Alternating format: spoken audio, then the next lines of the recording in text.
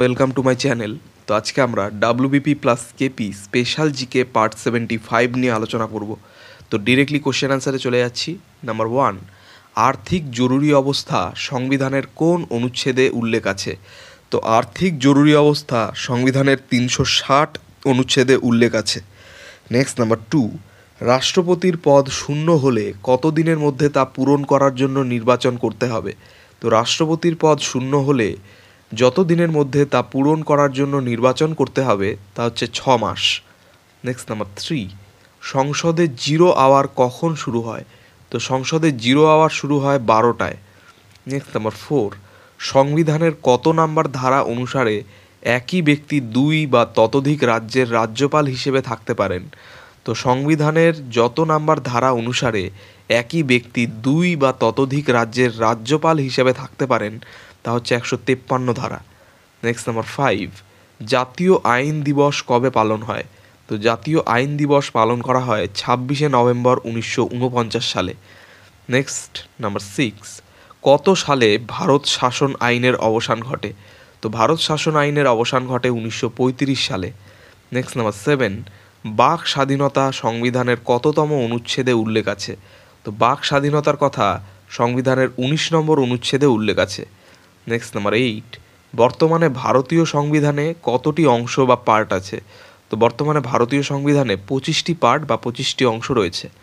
Next number 9, ভারতের প্রথম লোকসভার স্পিকার কে? তো ভারতের প্রথম লোকসভার স্পিকার হচ্ছে গণেশ বাসুদেব মাভলাঙ্কার। নেক্সট নাম্বার 10, সংবিধানের কোন ধারায় সিএজি বা ক্যাগ সম্পর্কিত বিধানসমূহের উল্লেখ আছে? তো সংবিধানের যে ধারায় সিএজি সম্পর্কিত বিধানসমূহের উল্লেখ আছে তা হচ্ছে 148 নং ধারায়। নেক্সট নাম্বার 11, আইনের দৃষ্টিতে সবাই সমান বলা হয়েছে কোন ধারায়? তো আইনের দৃষ্টিতে সবাই সমান বলা হয়েছে ধারা 14তে। নেক্সট নাম্বার 12, ভারতে রাজ্য পুনর্গঠন সংক্রান্ত আইন চালু হয় কত সালে? তো ভারতের রাজ্য পুনর্গঠন সংক্রান্ত আইন চালু হয় 1956 সালে।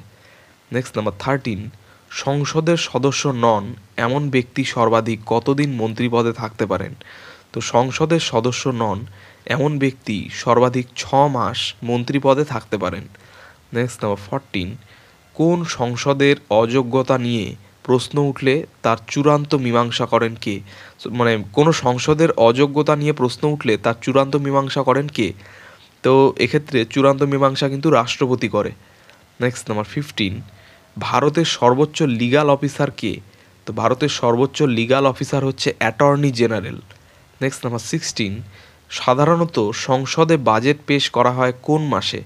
সাধারণত সংসদে বাজেট পেশ করা হয় ফেব্রুয়ারি মাসে। নেক্সট নাম্বার 17, ভারতের নাগরিকত্ব অর্জনের কোন পদ্ধতি নেই? তো ভারতের নাগরিকত্ব অর্জনের ভাষার ভিত্তিতে নাগরিকত্ব অর্জনের এই পদ্ধতি নেই।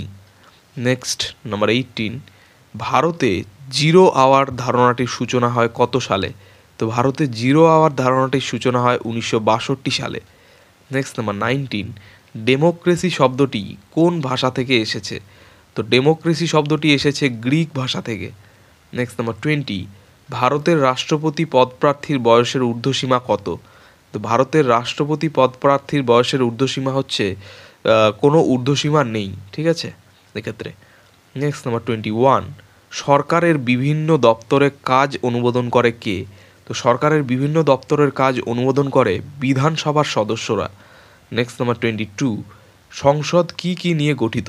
তো সংসদ গঠিত রাষ্ট্রপতি, লোকসভা ও রাজ্যসভা নিয়ে।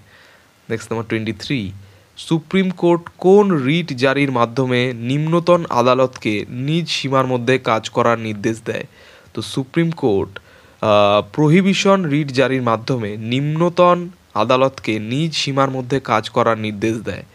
নেক্সট নাম্বার 24, ভারতীয় সংবিধান সভা সব সিদ্ধান্ত কিভাবে গ্রহণ করেছিল? তো ভারতীয় সংবিধান সভা সব সিদ্ধান্ত সর্বসম্মতভাবে গ্রহণ করে। নেক্সট নাম্বার 25, ভারতীয় সংবিধানের কোন ধারায় যে কোনো রকমের অস্পৃশ্যতাকে অসাংবিধানিক ঘোষণা করা হয়েছে? তো ভারতীয় সংবিধানের যে ধারায় যে কোনো রকমের অস্পৃশ্যতাকে অসাংবিধানিক বলে ঘোষণা করা হয়েছে তা হচ্ছে ধারা 17। নেক্সট নাম্বার 26, সংসদের পাবলিক অ্যাকাউন্টস কমিটির চেয়ারম্যান কে নিয়োগ করেন? তো সংসদের পাবলিক অ্যাকাউন্টস কমিটির চেয়ারম্যান নিয়োগ করেন লোকসভার অধ্যক্ষ। নেক্সট নাম্বার 27, শিক্ষা কোন তালিকাভুক্ত? তো শিক্ষা হচ্ছে যৌথ তালিকাভুক্ত। Next number 28,